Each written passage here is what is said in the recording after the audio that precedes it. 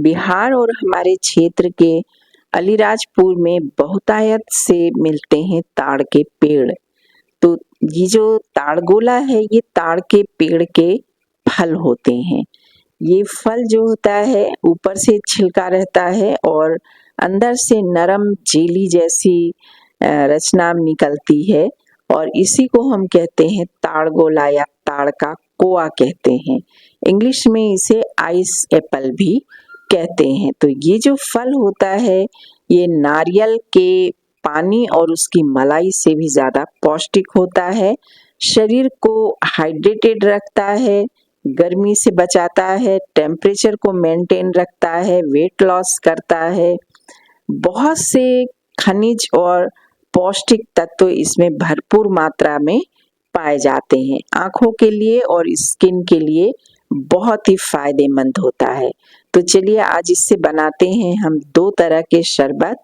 इसके लिए हमने ताड़गोला लिया, पुदीना, काली मिर्च, काला नमक, थोड़ा सा चाट मसाला और नींबू का रस लिया है।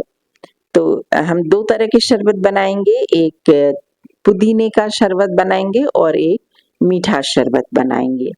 तो सबसे पहले मिक्सर के छोटे वाले ब्लेंडर में ताड़गोला के 2-3 फलों को काट लिया है। काट लेने से ना ये अच्छे से जरा पिस जाते हैं। तो इसके बाद क्या होता है कि इसमें हम काली मिर्च और काला नमक और नींबू का रस, चाट मसाला ये डाल देंगे। ये टेस्ट को थोड़ा सा इन्हेंस करेंगे। ठीक है, फिर इस ग्लास तैयार कर लेते हैं। ग्लास के एजेस पर नींबू का रस लगा करके पिसी हुई चीनी से इसको हम कोट कर देते हैं। तो पीते समय नींबू और चीनी का कंट्रास्ट का टेस्ट मुंह में बहुत अच्छा लगता है। तो ब्लेंड कर लिया था इसको। ब्लेंड करने के बाद हम इस तैयार गिलास में इसको पोर करेंगे। तो पोर करने से पहले हम इसमें थोड़ा सा आइस क्यूब डाल देंगे। थोड़े से पुदीना जो है इसको हाथ से ही तोड़ करके डाल देंगे और जो हमने मिक्सचर तैयार किया है ताड़गोला का वो डाल देंगे। इसके जो छोटे टुकड़े पीसने से रह गए हैं हम उसको भी डालेंगे, क्योंकि खाते समय ये जब मुंह में आते हैं तो बहुत ही अच्छा क्रंच आता है इनका। तो अब मैंने कच्ची केरी फ्लेवर के थोड़े से जेली बनाए थे, वो जेली से इसको गार्निश करेंगे। तली में पहुंच करके ये बहुत बढ़िया ये बहुत सेटिस्फाइंग लगते हैं, बहुत अच्छे लगते हैं और खाने में तो खैर अच्छे होते ही हैं। गार्निश कर देंगे पुदीना के पत्ती से। लीजिए बढ़िया सा ड्रिंक तैयार है और लगा देंगे स्ट्रॉ। तो चलिए देखते हैं कैसा दिख रहा है ये। वाओ, अमेजिंग है ना, रिच बिल्कुल। और स्वाद और स्वास्थ्य का तो क्या कहना। पता नहीं क्यों लोग इन प्राकृतिक चीजों को छोड़ करके खुद भी पैक्ड चीज खा रहे हैं और बच्चों को भी खिला रहे हैं और अपने स्वास्थ्य का सत्यानाश कर रहे हैं। तो चलिए मीठा वाला शरबत बनाते हैं। इसके लिए पुदीना लिया है, थोड़ा सा लिया है चाट मसाला, थोड़ी सी काली मिर्च और थोड़ा सा काला नमक, नींबू का रस थोड़ा सा डाल लिया है और फिर इसमें हम डालेंगे अब ताड़गोला कट करके। ताड़गोला वाकई आप कभी आपको मिले तो आप जरूर इसको खाइए। हर जगह ये नहीं मिलता है, लेकिन जब भी मिले आप इसका सेवन जरूर कीजिए। ताड़गोला काट करके डालने के बाद इस चूंकि हम मीठा शरबत बना रहे हैं तो 2 चम्मच इसमें हम शक्कर डाल देंगे और थोड़ा सा हम इसमें पानी डालेंगे। और मेरे पास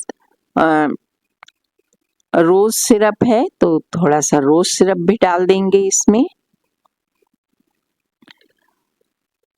और अब इन सब को बहुत अच्छी तरह ब्लेंड कर लेंगे।